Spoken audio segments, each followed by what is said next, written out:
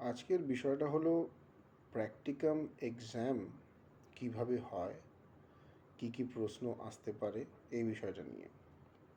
Generally যারা BEd first semester যারা দেবেন ওনাদের জন্য এই ভিডিওটি অত্যন্ত বেশি কার্যকরী হবে।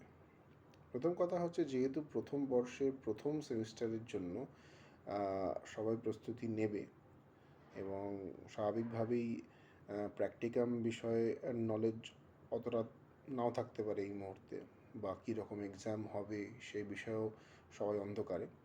তো স্বাভাবিকভাবে এখানে কি প্রশ্ন করা হয় সেই বিষয়ে সামান্য কিছু শেয়ার করা হলো। প্র্যাকটিকামের দিন বা ডেট সেটা যে কলেজ থেকে যারা বিএড করছেন সেই কলেজ নোটিফাই করে দেবে।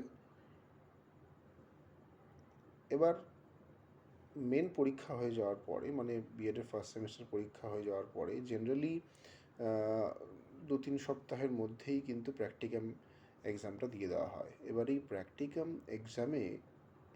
প্র্যাকটিকাম যে খাতাটা বানানো হয় সেটার ওপর মার্কস আছে।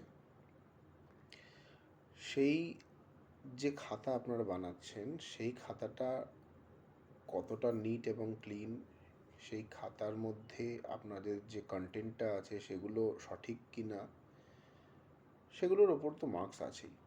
এছাড়া যে ভাইভাটা হয় সেটা কিন্তু গুরুত্বপূর্ণ, ভাইভাতেও কিন্তু নাম্বার আছে। এবং বেশিরভাগ এক্সটার্নাল এক্সামিনার কিন্তু ভাইভা নেন।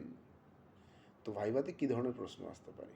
প্রথম হচ্ছে, যে প্র্যাকটিকাম খাতাটা বানানো হলো সেই প্র্যাকটিকামের মধ্য থেকে কিন্তু প্রশ্ন ধরা হবেই, নো ডাউট, সেখান থেকে প্রশ্ন ধরবেই। যেমন যদি কোনো শর্ট ফর্ম থাকে, যেমন টিএলএম, মানে টিচিং লার্নিং মেটেরিয়াল, তো টিএলএমের ফুল ফর্ম কী? তো এই রকমভাবে যদি কোনো শর্ট ফর্ম দেওয়া থাকে সেগুলোকে উনি ধরতে পারেন। দ্বিতীয় যেটা, এটা মাথায় রাখতে হবে, শুধু কিন্তু প্র্যাকটিকাম থেকে প্রশ্ন আসে না, এটা কিন্তু অনেকেই ভুল করে থাকে, শুধু প্র্যাকটিকামটা পড়ে যায়। শুধু প্র্যাকটিকাম পড়লে কিন্তু হবে না। প্র্যাকটিকামের বাইরে যে কটা আমাদের কোর্স বুক আছে সেই বই থেকেও কিন্তু প্রশ্ন ধরে থাকেন এক্সটার্নাল এক্সামিনার। তো স্বাভাবিকভাবেই যখন প্র্যাকটিকাম এক্সাম দিতে যাব সেই সময় কিন্তু বইগুলোও আমাদেরকে নখদর্পণে রাখতে হবে।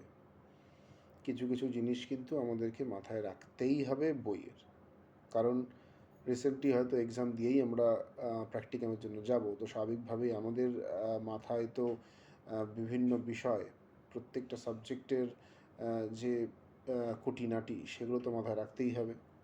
সেই জিনিসগুলো থেকেও কিন্তু প্রশ্ন করা হয়ে থাকে। তো স্বাভাবিকভাবেই যখন প্র্যাকটিকাম এক্সাম দিতে কেউ যাচ্ছেন সেই সময় কিন্তু মাথায় রাখতে হবে, শুধু প্র্যাকটিকাম খাতা থেকে প্রশ্ন করা হয় না, বই থেকেও কিন্তু প্রশ্ন করা হয়, যে বইয়ের এক্সামগুলো রিসেন্টলি আপনারা দেবেন। তো স্বাভাবিকভাবেই শুধু প্র্যাকটিকাম খাতা নয়, বইগুলো পড়ে যেতে হবে এবং ছোট প্রশ্নই করে থাকেন। এবং সবথেকে বড় জিনিস হচ্ছে, প্রশ্ন উত্তর যদি না পারেন ঘাবড়াবেন না, সেখানে সরাসরি বলবেন উইথ কনফিডেন্স যে এই প্রশ্নটা আপনার জানা নেই বা এই প্রশ্নের উত্তরটা আপনার জানা নেই, ব্যাস। ওখানে আপনি না পারলেও আপনার যে প্রেজেন্স অফ মাইন্ড, আপনার যে way of presentation, way of answering, এগুলো কিন্তু কাউন্ট করা হয়। ধন্যবাদ, আজকের জন্য এইটুকু।